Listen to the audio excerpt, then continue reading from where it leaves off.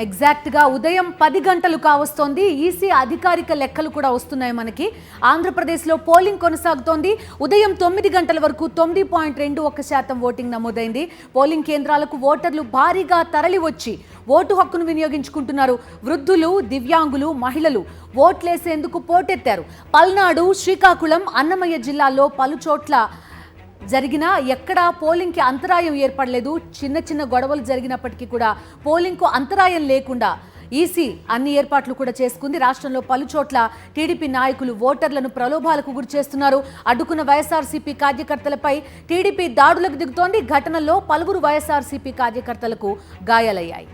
Right, మనం screen పైన చూస్తున్నాం. హిందూపురం, విజయవాడ, కర్నూలు, శ్రీకాకుళం, గుంటూరు, పెనుగొండ, కదిరి, తిరుపతిలో పోలింగ్ ఎలా జరుగుతోందన్న దృశ్యాలు చూస్తున్నాం. 8 విండోలు మనకు కనిపిస్తున్నాయి. ఆ ప్రాంతాల్లో పోలింగ్ ప్రక్రియ ఏ విధంగా సాగుతోందో క్లియర్గా మనం స్క్రీన్ పైన చూడొచ్చు.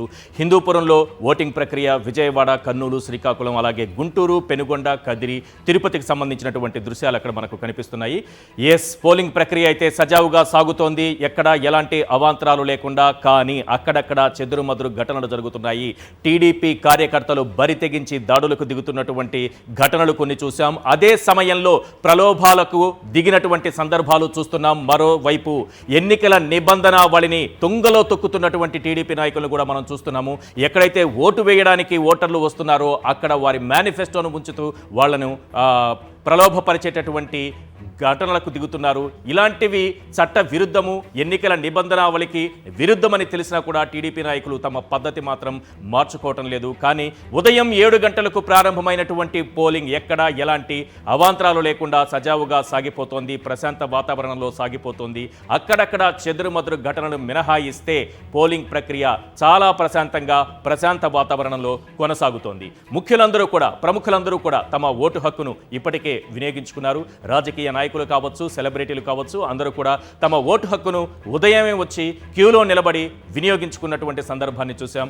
అలాగే అవ్వాతాతలు, అక్క చెల్లెమ్మలు ఇప్పటికే ఓటు హక్కు చాలా మంది కూడా వినియోగించుకున్నారు. ఉదయం 9 గంటల వరకు మనకు ఈసీ ఇచ్చినటువంటి సమాచారం ప్రకారం చూస్తే రాష్ట్ర వ్యాప్తంగా ఒక యావరేజ్గా తీసుకున్నప్పుడు 10% పోలింగ్ నమోదైనట్టుగా మనకు కనిపిస్తోంది.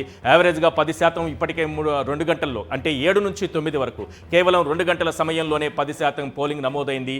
ఈవినింగ్ వరకు ఎంత పోలింగ్ పర్సంటేజ్ వస్తుందనేది ఆసక్తికరంగా మారింది. ఎందుకంటే 79% 2019లో ఓటింగ్ ప్రక్రియ నమోదైతే, పోలింగ్ శాతం నమోదైతే ఈసారి అంతకు మించి పోలింగ్ శాతం పెరుగుతుంది అనేటటువంటి టాక్ ఒకటి వినిపిస్తోంది.